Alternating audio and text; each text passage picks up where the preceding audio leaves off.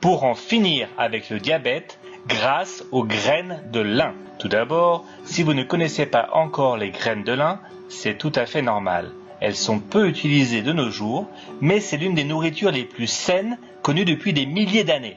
Ces graines remportent le tiercé du diabète. Elles sont riches en protéines, riches en fibres et riches en bons gras, du même type que celui contenu dans le poisson. Les graines de lin sont également très bonnes pour la santé cardiovasculaire et elles aident à lutter contre le cancer du sein et le cancer de la prostate. Bref, les graines de lin sont une véritable petite merveille. Employer les graines de lin est peut-être encore un mystère pour vous, mais cela deviendra très simple dès que vous saurez comment faire. Comme son nom l'indique, la graine de lin est la graine de la plante qui produit le lin, ce tissu très bien connu. Et tout comme le tissu, les graines de lin étaient très populaires pendant l'Empire romain. Et Hippocrate, l'un des pères de la médecine moderne, s'en servait beaucoup pour confectionner ses médicaments.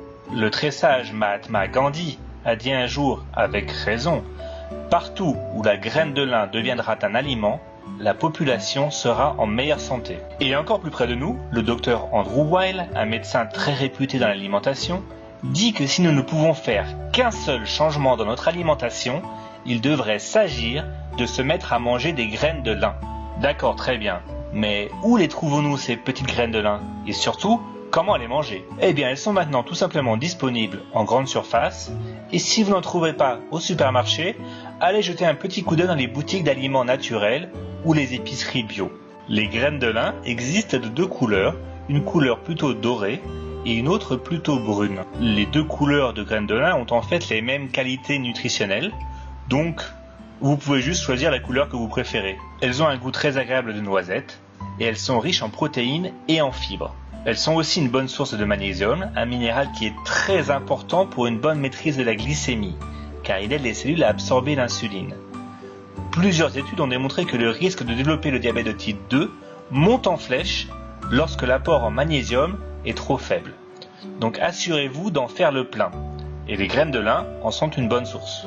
Mais attention, la nature a doté les graines de lin d'un emballage fin mais puissant, ce qui a ses avantages et ses inconvénients. L'avantage, c'est que l'on peut conserver les graines de lin facilement pendant 1 an dans un récipient hermétique. Mais cet emballage naturel des graines de lin est presque trop puissant. Il est fort probable que ces petites graines passent dans votre système digestif quasiment indemne et ne vous apportent donc aucun nutriment. C'est pourquoi il faut les mâcher très bien, mais ce n'est pas du tout facile. Je vous conseille plutôt de les broyer, car ces graines de lin sont beaucoup mieux absorbées par l'organisme si les graines sont consommées moulues ou écrasées. Vous pouvez par exemple utiliser un robot culinaire ou un moulin à café.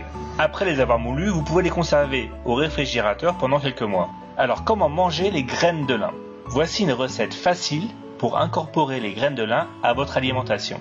Vous pouvez préparer ce smoothie tous les matins. Il suffit de mettre 2 cuillères à soupe de graines de lin dans un mixeur, de les broyer, puis vous ajoutez des myrtilles congelées, une demi-banane et du lait de soja ou du lait d'amande selon votre préférence. Voilà, c'est tout simple et c'est délicieux. Vous pouvez aussi trouver de l'huile de lin, mais les graines que vous broyez vous-même sont bien meilleures pour vous.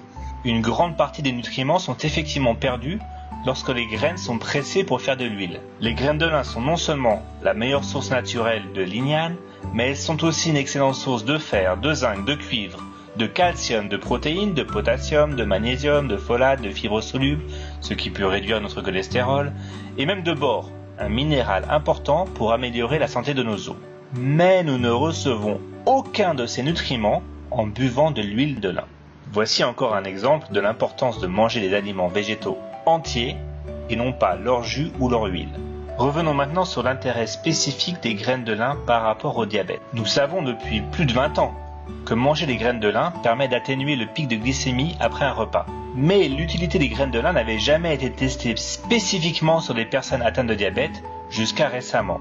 Et il a été mis en évidence qu'une cuillère à soupe de graines de lin moulues tous les jours pendant 1 mois entraîne une baisse significative du taux de sucre moyen dans le sang. Et en prime, on observe aussi une baisse des triglycérides et du cholestérol. Alors comment les graines de lin aident-elles à lutter contre le diabète? Eh bien, il semblerait que la consommation de graines de lin peut améliorer la sensibilité à l'insuline.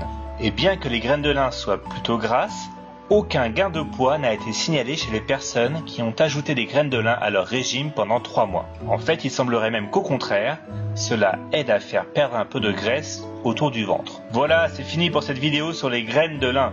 J'espère que vous avez appris quelque chose, et si c'est le cas, mettez un petit like sous la vidéo, et n'hésitez pas à vous abonner à la chaîne pour plus de vidéos sur le diabète. À bientôt!